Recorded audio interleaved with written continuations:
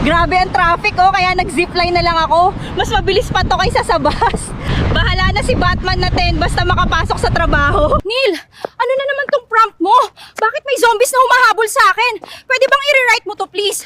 Wala akong pinirmahang horror scene ha. Okay, yung nakita mo na yon, it was made by VO3, Google VO3 or Flow. Ito yung newly released na AI tool ni Google. So recently lang to, I believe this month lang, ay last month lang, May or I think April.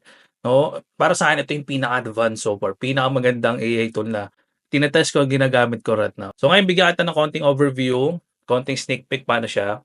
So access mo lang via Google, search mo lang Flow or VO3, and then login mo lang yung Google account mo. And then from here, create with Flow. Okay, and then mare-redirect ka dito sa dashboard.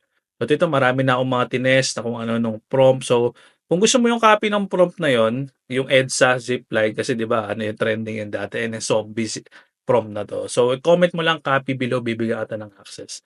No, so from here, generate ka ng from text to video, and then settings, VO3 para dun sa may highest quality, and then may audio na siya.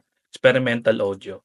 And then outputs per prompt, so it depends on you, personal preference. So 1 or 2 pwede na yan kasi 100 credit siya per video. And then i-copy paste mo lang and then generate. That's it. No? So ang ganda dito, anything na thoughts mo, na tumatakbo sa isip mo, imagination mo, pwede mong i-prompt ilagay dito and i-animate ni Google View 3. Okay, so at ngayon, medyo pricey yung subscription niya, no? Pero I believe at some point in the future, mas magmumura to kasi maraming lalabas na magandang AI tools eh. And try mo, test mo siya. Anything na naiisip mo, pwede mong ilagay dito. And then boom, yun na, meron ka ng video. Pwede ka mag-isip nga ng palabas mo dito ng movie mo. No, na you can monetize at some point, 'di ba, in the future. So, explore mo siya, tingnan mo kung okay sa'yo. Para sa akin, no, sobrang ganda na itong tool na to, ay nakakatuwa siya gamitin. Okay? So, yun lang. See you.